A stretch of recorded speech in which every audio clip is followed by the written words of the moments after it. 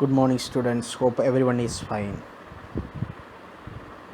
We had already studied chapter number 7, I Know Why the Caged Bird Sings by Maya Angelou. I hope that you had gone through the poem and written the summary of the poem. But last day, I did not give you the introduction. Uh, Today, we are going to revise the chapter again. A small introduction to the poem. Maybe you had gone through the poem and understood the introduction. Still, let me see what is the introduction to that poem. The caged bird in Maya Angelou's poem is angry. Though he has not known for freedom, he is restless in the cage. He wants to be free like the free bird. He sings his protest, and his song is heard on the distant hill. It causes fear among the free birds. It appears that the voice of the caged bird cannot be suppressed for long. Here in this poem, Maya Angelou is the caged bird. The white race represented by the free bird. See the difference? Angelou is the caged bird and the white race represented by the free bird. She sang the form of a poem and autobiographies and other creative media. Racism, insecurity, poverty, abuse, etc. are the bars of her cage.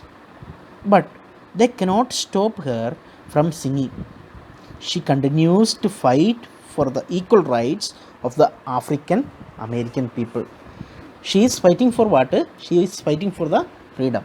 Freedom from where? Freedom from the white people. The poem is a contrast between a caged bird and a free bird. Obviously, the African American is represented by the caged bird and the white race is represented by the free bird. To begin with, Maya Angelou depicts the free bird in a very pleasant way, which gives an impression that the poem is about the joy of a bird.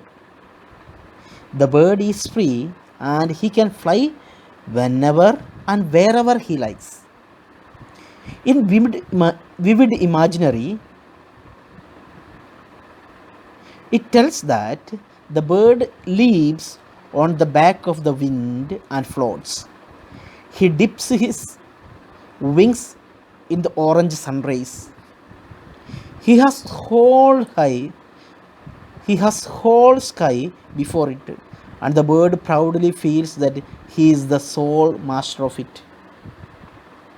That is the thought of the free bird. But the second stanza presents a contrast. It is a dark, gloomy description of a caged bird. The bird's wings are clipped, his feet are tied.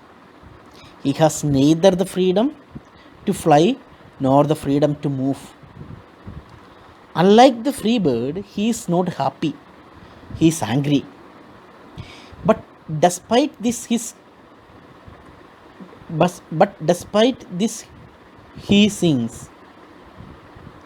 He gives vent to his feelings in the song. It is a song for freedom. In fact, the first stanza shows the misery of the bird by contrast of the joy and freedom of the free bird in the first stanza. The third stanza continues to describe the caged bird. He stiffly moves on the floor of his narrow cage. He continues to sing. His song is fearful and harsh. He wants his freedom. The poet once again emphasized the fact that the bird's wings are clipped and his legs are tied. Once again, the poem refers to the freedom and luxury enjoyed by the free bird in contrast to the miserable life of the caged bird. Though the lazy free bird has all that he wants, he is not content. He is not happy. He seeks more free pleasure of life. He looks for another breeze to float him. He does not want to make any effort to make the path. He has everything within easy reach. There are fat worms on a green lawn at dawn. He can feed them. He has not he hasn't to take any trouble to find them. It is easy to catch them, but he is not ready. By contrast, the caged bird in the cage that has become the grave of his dreams. He has nightmares and he screams in his sleep. But the bird does not stop singing, though his wings are clipped and his legs are tied. The last stanza is the repetition of the third stanza. It serves to emphasize that caged bird continues to protest, and his song of protest is heard all over the land, and it is effective and has to be reckoned with. The poem can be interpreted at different levels. The caged bird may be about any people or individual that suffers because of discrimination, inequality, poverty, racism, and even self-defeating attitude of a person or a nation. The poem uses metaphorical language and it has vivid imagery. It is written in 6 stanzas of 5 lines, and 4 lines are lines of varied length. There is no consistent rhyme scheme. Only few words like cage, rage, trill, still, breeze, trees rhyme, but the use of words and diction are appropriate to the theme of the poem. So this is a small introduction. You go through the introduction once more and understand the poem. We had already seen the poem. Let us just go through the poem and see the line by explanation. You go by the poem, you read the poem, you understand. I'll give the line by line explanation. Okay, the first paragraph says what? The free bird gets into the current of the wind and gets a free ride. When the current ends, he stops and bathes in warm orange rays of the sun. He is free to look around and fly wherever he likes. That is the first paragraph of the poem says. Then second paragraph, what the second paragraph says? In contrast to the free bird, a caged bird cannot see beyond the bars of his narrow cage. He can just walk stiffly on the floor of his cage. His movement is restricted where his cage is restricted. He is very angry and frustrated. On account of his anger and frustration, he is unable to see what is there beyond his cage. He does not know what is freedom, what freedom is. His wings are clipped and his feet are tied. He has no freedom, but he knows his life is not what ought to be. So he gives vent to his feelings in a sad song. That is the second paragraph says. What is the third paragraph says?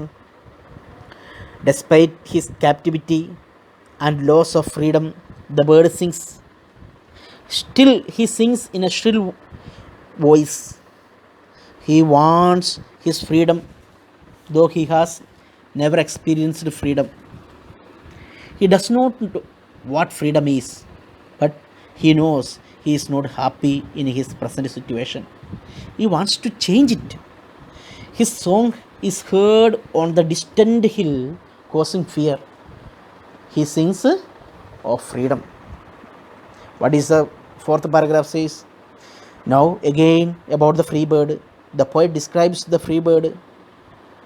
Though the bird has all the freedom, he is lazy and looks for more opportunities that would help him to float without effort. There are fat worms on the green lawns which are within his reach to eat. He has complete freedom and can fly anywhere in the sky as he wants it.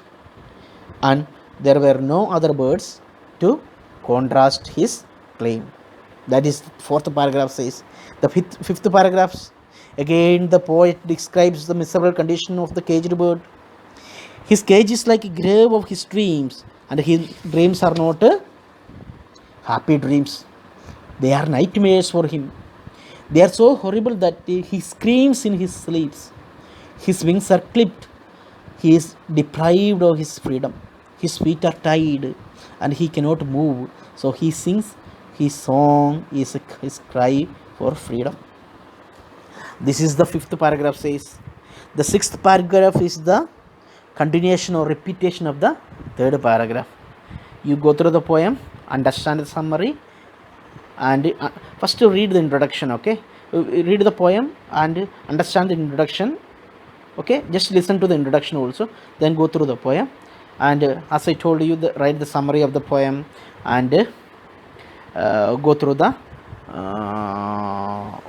works given in the workbook.